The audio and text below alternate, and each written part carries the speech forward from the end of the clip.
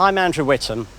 I'm a trustee of the Sheffield General Cemetery Trust, and I advise the trustees on historic buildings issues. The North Gate that I'm standing in front of is one of the buildings that the Trust is responsible for. The Cemetery Lodge was designed with the rest of the cemetery by Samuel Worth in 1834. It's built in a Roman, Greek, Doric style, and the windowless elevation gives it the appearance of a mausoleum rather than a gate lodge.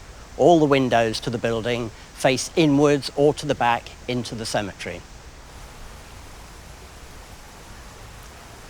The gateway is built over the Porter Brook and is symbolic of the River Styx, that is, the passing from life into death. And this symbolism reoccurs throughout the cemetery and was considered profoundly significant in the early 19th century to those who'd been educated classically. The cemetery was conceived during the 1830s, following the end of the Napoleonic Wars, which saw the reopening of Europe and countries farther beyond, like Egypt, from which new cultural and artistic influences inspired British design. The cemetery is unique in many ways, not least for being built in its entirety in advance of opening for business in 1836. The project cost then was £13,000.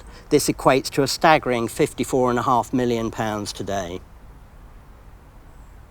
Worth conceived a landscape literally carved out of the living rock, being quarried for stone and clay before and during construction. Samuel Worth designed the hillside to take 5 principal burial areas and created a series of 5 terraces rising from the Porter Brook and away from the lodge from where we've just walked. In fact, it appears as though the design evolved out of a series of quarry faces which provided an opportunity to terrace the hillside into a series of level or near-level burial areas. Samuel Worth's ingenious plan developed buildings around a series of quarry workings.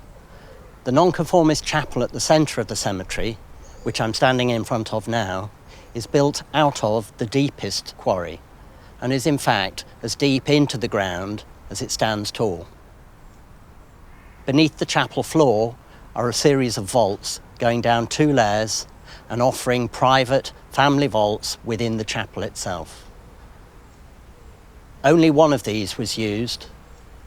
The remaining stand empty. In response to what amounted to poor business, the board of directors were, by 1841, concerned at the lack of take-up and a perception that prejudice existed against the fact that the ground was not consecrated, resolving that a new Anglican cemetery should be provided. The extension, complete with new Gothic-style chapel, opened in 1850. Worth's snaking driveway, which originally led to the nonconformist chapel, was adapted, giving a primary focus on the new Anglican chapel, designed by William Flockton, with the nonconformist chapel and surrounding landscape compromised.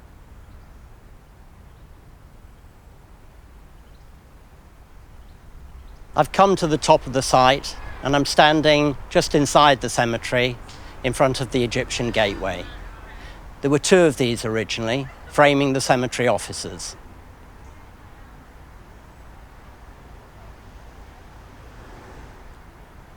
The offices on Cemetery Road were where the business of selling grave plots was done, and it was important that the cemetery appeared as impressive and theatrical as it does to the northern approach.